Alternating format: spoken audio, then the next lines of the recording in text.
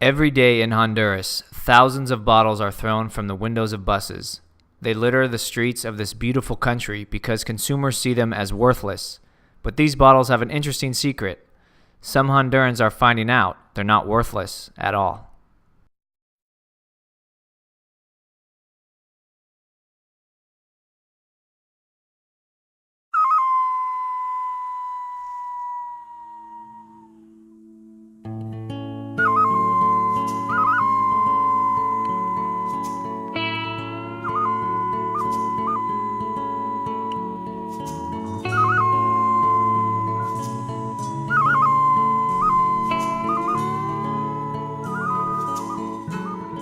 We recycle here.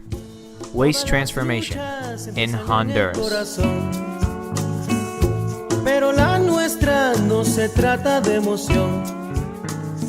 A lot of these plastic bottles and aluminum cans end up here, in the municipal dump of Tegucigalpa, the largest dump in Honduras, home to vultures, feral dogs, and people. They pick through the garbage here searching for something of value to temporarily satisfy their hunger, be it with the sale of materials or what remains in a bottle of soda. These people who search out recyclables amidst the trash are referred to as pepenadores. They survive on what others throw away. Pero la nuestra no se trata de emoción. Tiene raíces sembradas en el dolor de los que callan porque el miedo les robó la voz. La voz.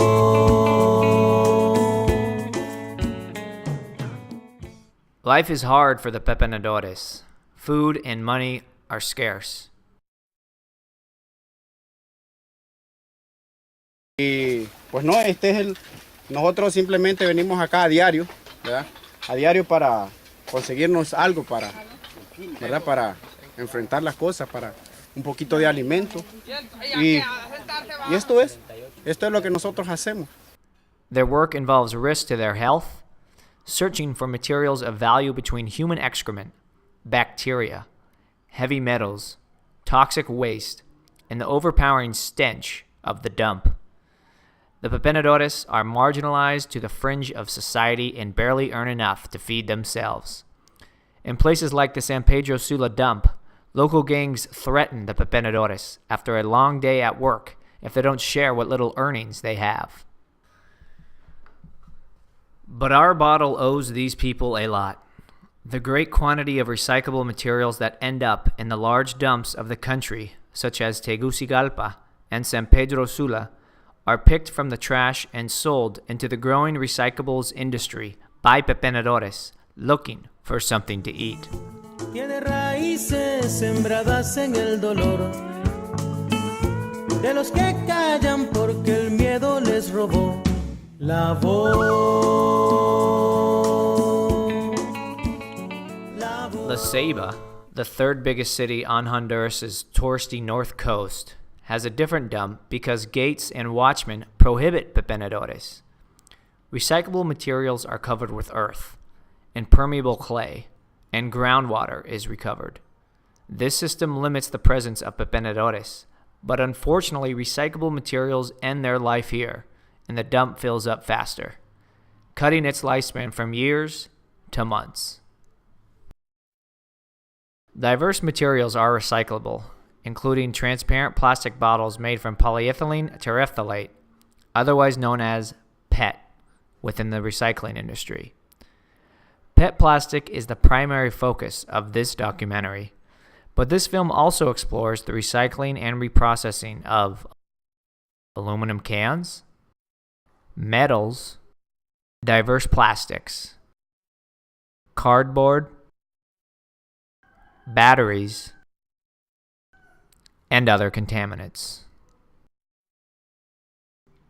Recyclable materials enter into the recycling process from the consumer taking variable paths to the reprocessing factories. Pepenadores collect bottles from dumps. Pepenadores collect bottles from streets, and recycling projects that gather waste from consumer and pepenador sources. This intermediary collector and resealer of recyclable materials, Señor Salgado, has his business outside the Tegucigalpa dump.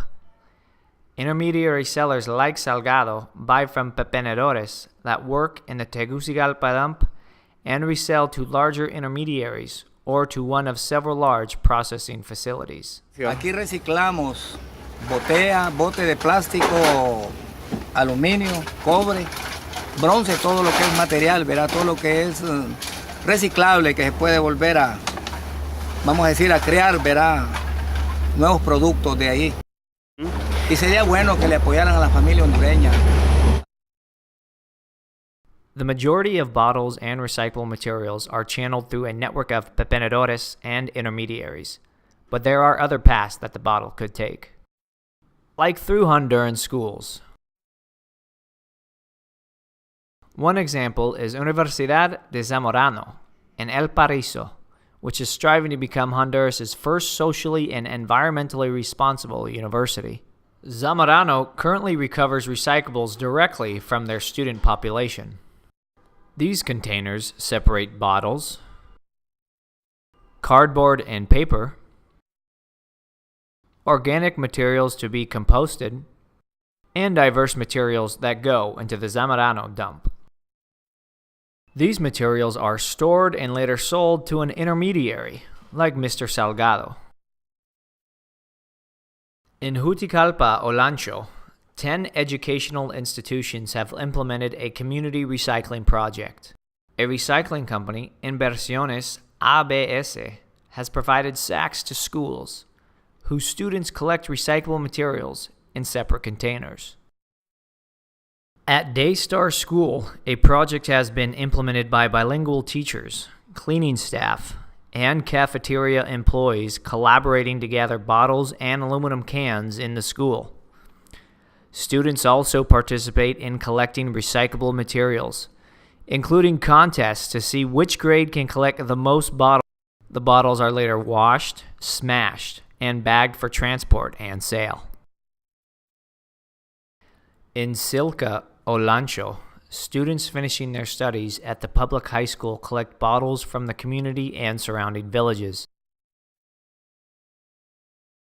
Under the coordination of a Peace Corps volunteer, a shed is under construction where a compacting machine will be installed.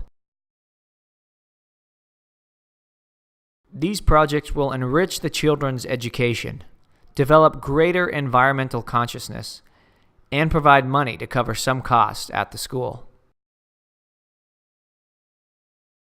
From schools and small intermediaries, the materials are typically transported in vehicles to small plants for weighing, sorting, and compacting. The first step at small plants is weighing the materials on common analog scales or on electronic industrial platform scales. Materials arrive at small compacting facilities bagged or loosely bound. Vertical balers are operated by workers to crush plastic bottles into cubes.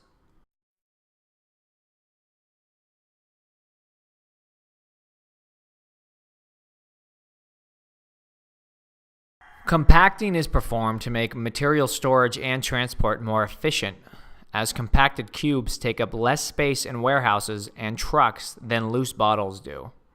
For a medium-sized compaction facility, 50 to 90 cubes are accumulated and then shipped out to one of two major reprocessing facilities, Diamante in Tegucigalpa or Inversiones Materiales in San Pedro Sula. In large reprocessing plants, bottles are transformed from whole bottles into shredded PET plastic flakes for exportation and further reprocessing. The majority of milled PET goes to China, other Asian countries, and the United States to become clothing, fruit and vegetable packaging, office stationery, and detergent bottles, among other products. The processing of converting whole PET bottles to milled PET starts with the unloading of trucks in the factory. These materials are transported inside the factory, typically with an initial division of materials. Employees load the bottles onto conveyor belts, where the mechanized production line starts.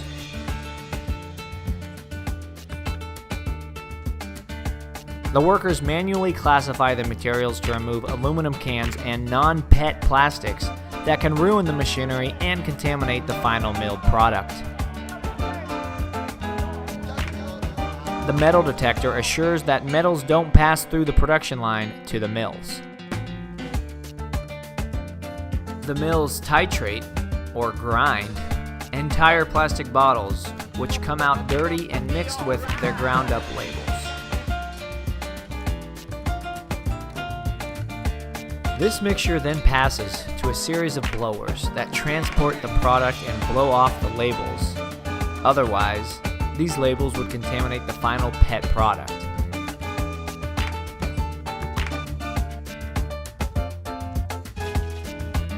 Certain plastic labels, like those of Agua Azul personal-sized water bottles, can't be recycled here because their labels are incompatible with the process. This film's creators support paper-based labels because they are cheaper and more environmentally friendly. Most major bottlers, like Coca-Cola and Pepsi, already use these labels. After the blowers, the PET plastic is washed, passed through high-temperature dryers and blowers, and then bagged for export. The dirty PET plastic, contaminated by glue residues and whatever labels remain, is washed in boiling water under agitation. Labels are separated and bagged for disposal.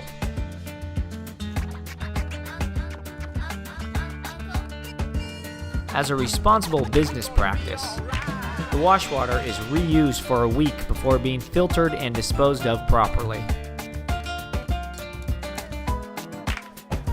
The PET plastic passes through a final set of dryers and blowers to remove any leftover contaminants. PET plastic flakes, free of glue, labels, and dirt, are finally bagged for transport.